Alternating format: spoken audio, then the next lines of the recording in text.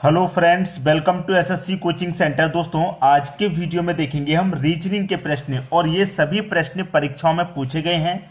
और मैं इस पहले प्रश्न की बात करूं, बीएसएससी 2014 में ये प्रश्न पूछा गया था। तो प्रश्न है आपका, यदि किसी भाषा में 50 को FIFTY को CACTY लिखा जाता है, CAR को POL लिखा जाता है और TAR को TOL लिखा जाता है, तो TARIFF को उस भाषा में कैसे लिखा जाएगा, ये आपको बताना। देखिए, सबसे पहले तो हमको ये पता है कि FIFTY इसको क्या लिखा गया है, इतना। इसको इतना लिखा गया, तो इसको इतने में लिखा गया है, तो इसका मतलब इसका कोड ये है। इसका कोड ये का मतलब है, आपको क्या दिया गया, CACTY, यही तो लिखा गया भाई। इसको इतना लिखा गया, तो इसका मतलब क्या है, F का कोड C हो गया, I का कोड A हो गया। F का कोड जब यहां पर C है तो यहां पर भी C होना चाहिए और C दे रखा है। T का कोड T है और Y का Y है, यहां पर चेंज नहीं है, T और Y में कोई चेंज नहीं है। फिर CAR दे रखा है, CAR। इसको क्या दे रखा है, POL, क्या, POL। भाई C का कोड आपके पास P है, A का कोड O है, R का कोड L है, ठीक है। TAR को इतना लिखा गया है, TAR को लिखा गया आपका TOL, ठीक है। देखिए, R का कोड यहां भी L, R का कोड यहां भी L, T का कोड T है, यहां भी T का कोड T है, A का कोड O है, A का कोड O है, ठीक है। अब आपसे पूछ रहा है यहां पर इसका कोड मतलब TARIFF, इसका कोड पूछ रहा है, तो बता देंगे कि बिल्कुल बता देंगे भाई। हमें पता है कि T का कोड T है, T का कोड T है, तो यहां पर भी तो T का कोड T आ जाएगा, ठीक है। अब A का कोड बता देना है। A का कोड कितना भैया, A का कोड O है, तो मैं O लिख दूंगा।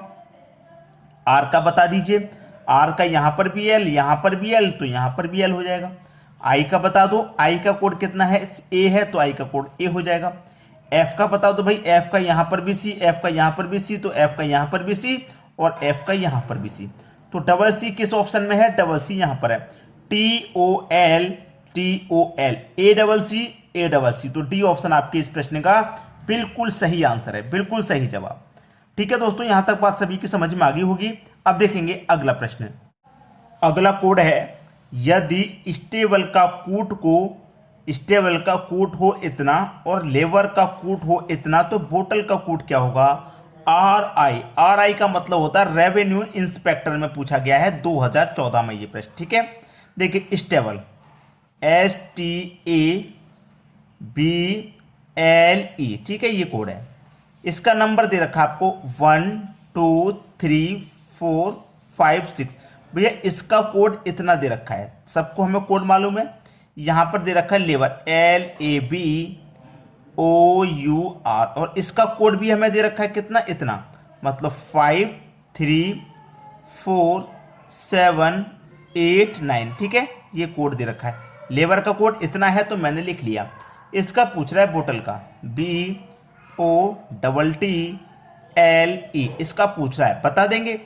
क्यों बता देंगे भाई, देखिए B का कोड सबसे पहले हमें बताना है, तो B का मेरे पास यहां पर कितना है, 4, B का यहां पर कितना है, 4, तो यहां पर भी 4 आ जाएगा। O का बता दीजिए, O का कितना 7, तो यहां पर भी 7। T का बताओ, T का कितना है, 2 है भाई, यहां पर भी 2, T का यहां पर भी 2 आ जाएगा। L का कोड बताइए, L का कोड यहां पर भी 5, यहां पर भी 5, तो यहां पर भी 5। E का बता दो, E का कितना भाई, 6 है, 6 आ गया। 56 देखिए सबसे पहले किस ऑप्शन में, 56 और 56 दो ही ऑप्शन में 56 है, यहां पर नहीं है, तो ये दोनों तो गलत हो गया हमारे। 56 से पहले 2 किस ऑप्शन में, 56 से पहले 2 है, 56 से पहले 5, तो 56 से पहले 2 यहां पर आ रहा है, तो यही तो मेरा सही हो जाएगा, पहला ऑप्शन। पहला ऑप्शन इस प्रश्न का बिल्कुल सही जवाब हो गया। अब देखेंगे अगला प्रश्न। अगला प्रश्न है, यह प्रश्न आपका MPPSC 2016 में पूछा गया था। अब यहां पर 3x3 का सिमेट्री है, मिसिंग नंबर का ये प्रश्न है, बहुत ही धांसू प्रश्न है, याद रखिएगा। और हमारे पास मिसिंग नंबर कहां पर है, यहां पर है बीच में। अब जब बीच में मिसिंग नंबर है, इसका मतलब ये है कि हमें ये बीच वाली संख्या पता करनी है। तो हमको क्या हिंट मिल गया कि भाई ये बीच वाली संख्या जब हमको पता करनी है, तो ये बीच वाली संख्या कैसे आई होगी, ये बीच वाली संख्या कैसे आई होगी, उसी तरीके से ये बीच वाली संख्या मिलेगी। तो सबसे पहले पता करते हैं कि ये बीच वाली संख्या 9 कैसे आई। तो ये 9 कैसे पता चलेगा भाई, 19 और 17 का कुछ ऐसा करें जिससे कि हमारा 9 बन जाए। तो मैं क्या करूं, 19 और 17 को अगर जोड़ दूं, अगर 19 और 17 को जोड़ूंगा तो कितना होगा भाई, ये 36 होता है, ठीक है। और 36 में मैं क्या करूं, 4 से डिवाइड दे दूं, तो कितनी बार जाएगा भाई, 9 बार जाएगा, 4 नाम 36। दोनों को जोड़ के 4 से डिवाइड दे दिया, तो मैं यहां पर भी वही करूं, दोनों को जोड़ूं, 23 और 25 कितना होता है भाई, 48 होता है। यहां 4 से डिवाइड दिया तो मैं यहां भी 4 से दूं, 4 से जाएगा 4 एक कम 4, 4 दूने का 8, 12 बार में जाएगा, बीच में 12 ही दे रखा है, बिल्कुल सही। दोनों में सेम लॉजिक लगा, तो वही लॉजिक मेरा यहां पर भी लगना चाहिए। 13 को और 31 को मैं जोड़ दूंगा तो कितना हो जाएगा भाई, 44 हो जाएगा। और यहां 4 से डिवाइड दिया, यहां 4 से दिया, तो यहां भी 4 से देंगे, तो 4 से चला जाएगा कितनी बार में, 11 बार में चला जाएगा। इसका मतलब क्वेश्चन मार्क किया गया, क्या आएगा, 11 आ जाएगा। और 11 दे रखा है आपके बी ऑप्शन में। बी ऑप्शन आपके इस प्रश्न का बिल्कुल सही जवाब है। उम्मीद करूंगा सभी को अच्छे से प्रश्न समझ में आ गया। अब देखेंगे अगला प्रश्न। अगला प्रश्न है, यहां प्रश्न में देखेंगे 4 संख्याएं हैं, यहां भी 4 संख्याएं हैं और यहां भी 4 संख्याएं हैं, लेकिन यहां पर तो 3 ही दे रखी हैं। तो यहां पर ये मिसिंग नंबर क्या है ये पता करना है। CRPF में पूछा गया है ये प्रश्न 2010 में, ठीक है। ये 4 ऑप्शन है, जो लॉजिक पहले में लगेगा वही लॉजिक दूसरे में, वही लॉजिक तीसरे में, सभी में सेम लॉजिक लगता है हमेशा। कभी भी ऐसा मत करना कि इसमें कोई और लॉजिक लगा दिया, इसमें कोई और लगा दिया और इसमें कोई और, ऐसा नहीं, सभी में सेम लॉजिक लगेगा जब भी लगाना है आपको, ठीक है। अब देखिए यहां पर मेरा क्या लॉजिक है, मेरा क्वेश्चन मार्क है ये वाला नीचे वाला, मतलब नीचे वाली संख्या पता करनी है।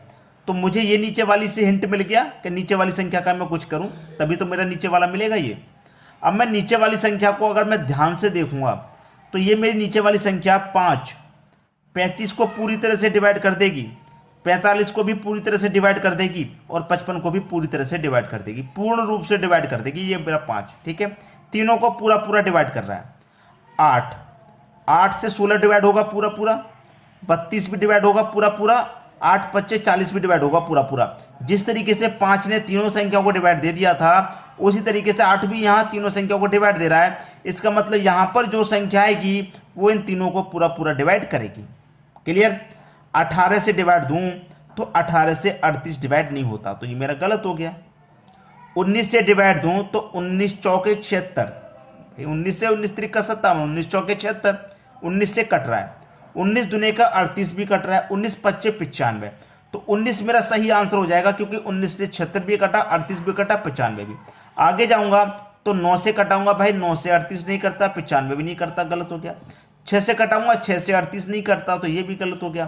तो मेरा बी ऑप्शन सही है, ये तीनों को डिवाइड पूरा पूरा कर रहा है। तो समझ में आ गया प्रश्न। अब देखेंगे हम अगला प्रश्न। अगला प्रश्न है, यहां पर प्रश्न आपको थोड़ा अलग टाइप का दिखाई देगा। ये CSET 2015 में पूछा गया था।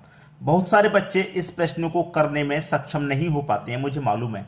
आज के बाद इस तरीके का अगर प्रश्न पूछा जाएगा तो आप सबसे पहले उसे करके आएंगे। ऐसा ट्रिक बता रहा हूं, देखिए संख्याएं ध्यान से आपने देख ली, ध्यान से देखने के बाद आपको यह भी पता है कि मेरा क्वेश्चन मार्क यहां पर है, ठीक है।